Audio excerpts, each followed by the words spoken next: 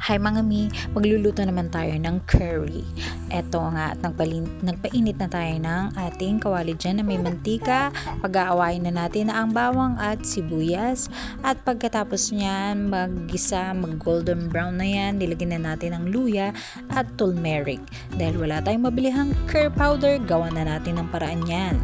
At inilagay ko na ang 1/4 na manok at hiniwa-hiwa ka lang na maliliit para maluto siya kaagad at sinangkot siya ko na yang mga yan.